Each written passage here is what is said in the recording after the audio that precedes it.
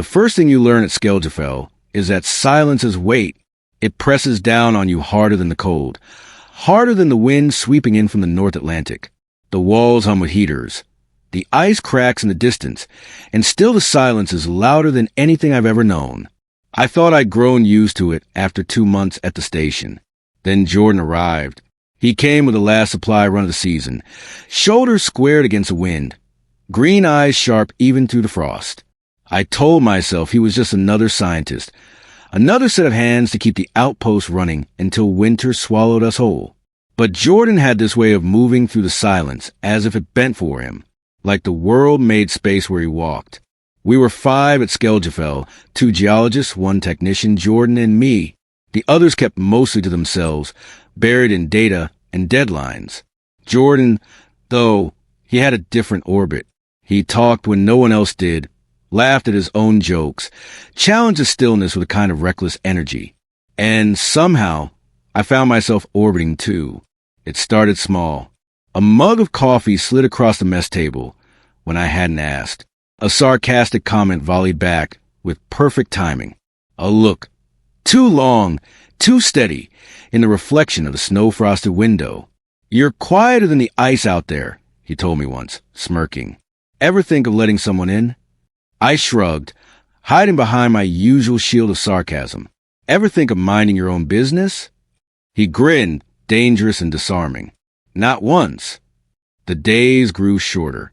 Night stretched across the horizon, swallowing more of the station each evening.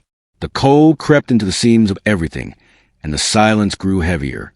But Jordan's presence kept cracking it open, sometimes with words, sometimes just with the steady warmth of his gaze. One evening, a storm rolled in, the kind that turned the windows into rattling drums. Power flickered, alarms groaned, and for a moment, I thought we'd lose the generators.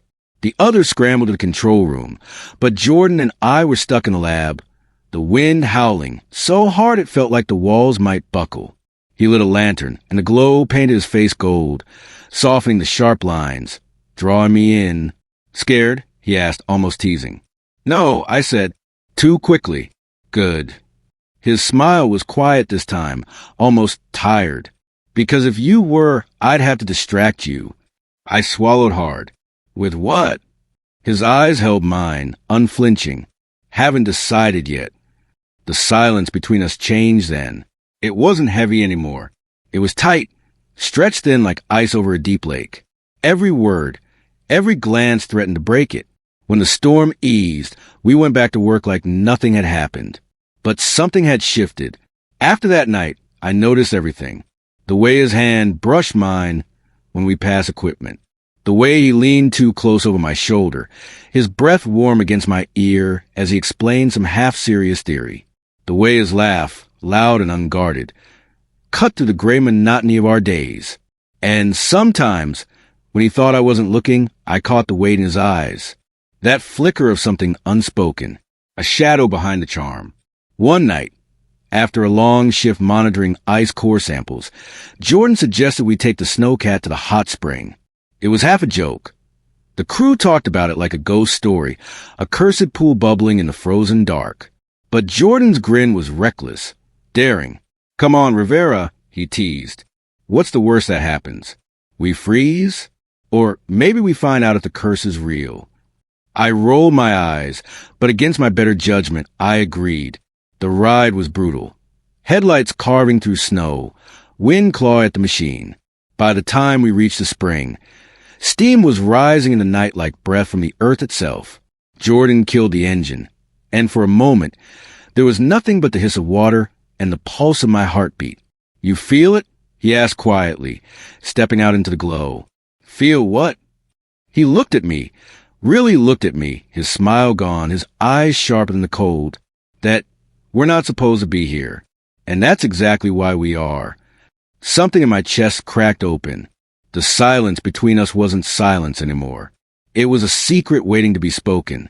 And for the first time, I wonder if Jordan wasn't just orbiting me. Maybe we'd been on the same collision course all along. The steam rising from the hot spring blurred the world into shadows and light. The snow hissed where the heat touched it, and the air smelled faintly of minerals sharp and alive. I stood at the edge, hands jammed in my coat pockets, trying to ignore the way my pulse raced. Jordan had already stripped off his gloves, steam curling around his bare skin. "You coming in?" he asked, like it was the easiest thing in the world. I laughed too harshly. "In this weather? You're insane." "Insane," he repeated, green eyes glinting, or brave. Before I could answer, he tugged his sweater over his head, leaving only the glow of lantern light tracing the strength of his frame. My throat tightened. He moved with a kind of fearless grace, but there was something behind it, a defiance that felt less like courage and more like a man daring the world to call his bluff. I turned away, staring at the black stretch of sky. The northern lights shimmered faintly at the horizon, a pale green ribbon twisting through the dark. It was beautiful, almost enough to distract me. Almost. Elias. His voice was closer than I expected. When I turned, he was standing just a step away, water dripping from his fingers where he'd tested the spring. His gaze locked onto mine, steady, searching. "You ever get tired of pretending?" The words hit me harder than the cold. I swallowed, fighting the instinct to deflect. "Pretending what?" Jordan's smile was faint, sad almost that you don't feel it too. The silence stretched, but this time it wasn't heavy. It was electric. Every breath, every beat of my heart seemed too loud, too fast. Finally, I let out a breath I didn't know I was holding. "You're impossible. And you're terrible at hiding," he murmured. He didn't move closer. Not yet. He just waited, eyes burning with something unspoken. The decision was mine, and he wasn't going to take it away. So I stepped forward, just enough that our shoulders brushed, warmth bleeding through layers of cold fabric. The smallest touch, but was enough to split the ice I'd built around myself. We stayed like that, side by side, staring at the steam curling into the sky. My chest ached, not from the cold, but from the terrifying relief of it, of being seen, of not having to carry the weight alone. Later, when we finally headed back, nothing was said, but something had changed. Over the next weeks, the unspoken became a language of its own, his hand brushing mine in the mess hall, my shoulder lingering against his in the narrow hallway. Shared glances that held more than words ever could. The others noticed something. They had to, but no one said a thing. Maybe they understood the unspoken rule of Skelgerfell. Silence keeps you alive. One night, as we checked data logs together, Jordan leaned close enough that I felt his breath against my neck. "Do you ever think about what happens after?" he asked softly. "After?" "When the snow melts. When we leave this place. When real life comes back." I hesitated, staring at the numbers flickering on the screen. "All the time. And I don't know," I admitted, my voice cracked, raw. "I don't know if it survives anywhere else." Jordan was quiet for a long moment. Then he said, almost too softly to hear, "That's the thing, Elias. I don't know if I survive anywhere else." I turned to look at him, really look, and for once his charm was gone. The melancholy in his eyes was wide open, no mask, no deflection. Whatever secret he carried, it weighed on him more than the ice weighed on the earth outside. Without thinking, I reached out, fingers brushing against his. He gripped my hand tightly, like he'd been waiting for it all along. We didn't kiss. We didn't need to. The truth between us was louder than the silence had ever been. The season ended sooner than I expected.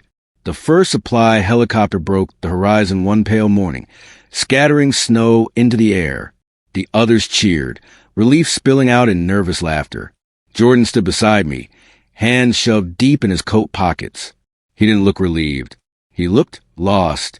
"This doesn't have to be the end," I said quietly, surprising even myself. He glanced at me, a flicker of warmth breaking through the storm in his gaze. "You really think we can hide this outside these walls?" "Maybe we don't hide it," I said. My voice was steadier now, fueled by something that felt dangerously like hope. Jordan didn't answer right away. Then he reached out, quick, almost invisible, and brushed his knuckles against mine. A secret in plain sight. As the helicopter roared closer, I realized I didn't need certainty. The silence of Skelgerfell had taught me something. Sometimes the smallest crack can change the whole glacier. Maybe Jordan and I wouldn't survive everywhere. But here in this fragile, fleeting space between worlds, we had started something real. And for the first time in a long time, I believe that was enough to carry forward. The silence wasn't heavy anymore. It was a promise.